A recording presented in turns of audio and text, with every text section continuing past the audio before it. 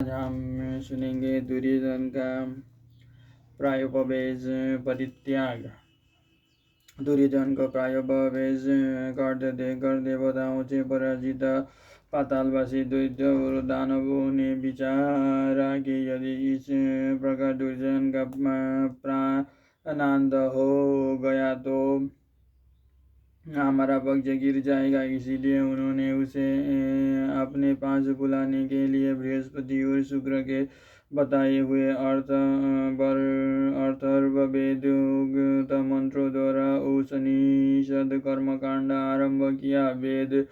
वेदांग में विश्वनाथ ब्रह्मण लोग मंत्रोच्चारण पूर्वक अग्नि में घी और दूध की आहुति देने लगे। कर्म समाप्त होने पर यज्ञ कुंड में से एक बड़ी ही अद्भुत कृत्या भाई लेती प्रकट हुई और बोली, बताओ मैं क्या करूं। तब दैत्य ने प्रसन्न होकर कहा, तू प्रायोपवेश करते हुए राजा दुर्योधन को यहाँ ले आ। तब कृतिया जो आज्ञा कहकर गई और एक क्षण में ही दुर्योधन के पास पहुंच गई। फिर एक क्षण में ही उसे लेकर रसातल में पहुंच गई। दुर्योधन को आया देखकर दानवों के चित्त प्रसन्न हो गए और उन्होंने उससे अभिमान पूर्वक कहा, भरत कुल दीपक महाराज दुर्योधन आपके पास सदा ही बड़े बड़े शूरवीर और महात्मा बने रहते हैं, फिर आपने यह प्रायोपवेश का साहस क्यों किया है। जो पुरुष आत्महत्या करता है वो तो अधोगति को प्राप्त होता है और लोक में भी उसकी निंदा होती है। आपका यह विचार तो धर्म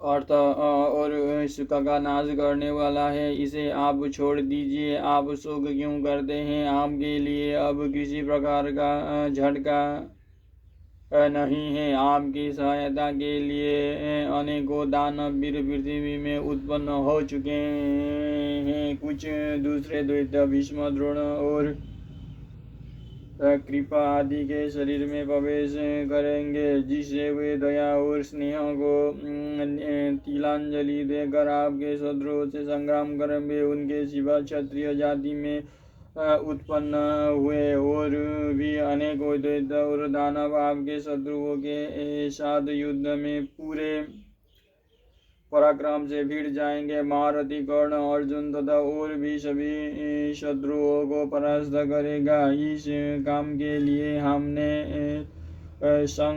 सप्तक नाम वाले सहस्त्र दैत्य और राक्षसों को नियुक्त कर दिया है। वो सुप्रसिद्ध वीर अर्जुन को नष्ट कर डालेंगे। आप शोक न करो। अब इस पृथ्वी को शत्रुओं से रहित ही समझे और निर्द्वंद्व होकर इसे भोगे। देखिए, देवताओं ने तो पांडवों का आश्रय ले रखा है और आप सर्वदा हमारी गति है। इस प्रकार दुर्योधन को उपदेश देकर उन्होंने कहा, अब आप अपने घर जाइए और शत्रुओं पर विजय प्राप्त कीजिए। दैत्य के विदा करने पर कृत्या ने दुर्योधन की फिर प्रयोपवेश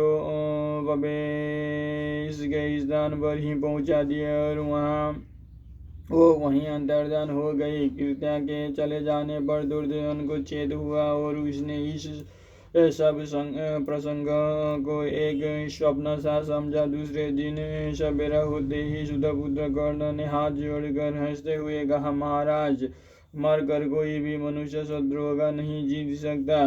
जो जीता रहता है वो कभी सुख के दिन भी देख लेता है। आप इस तरह क्यों सो रहे हैं। शोक की ऐसी क्या बात है।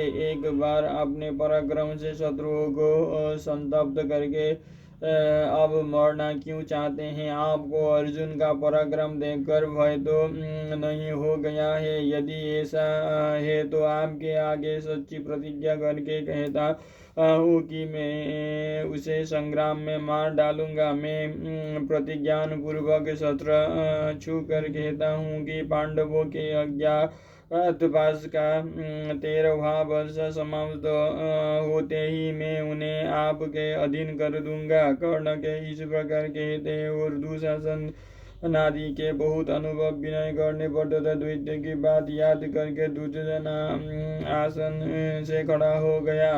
उसने पांडवों के साथ युद्ध करने का पक्का विचार कर लिया और फिर हस्तिनापुर चलने के लिए रथ, हाथी, घोड़े और पदातियों से युक्त अपनी चतुरंगिनी सेना को तैयार करने की आज्ञा दी।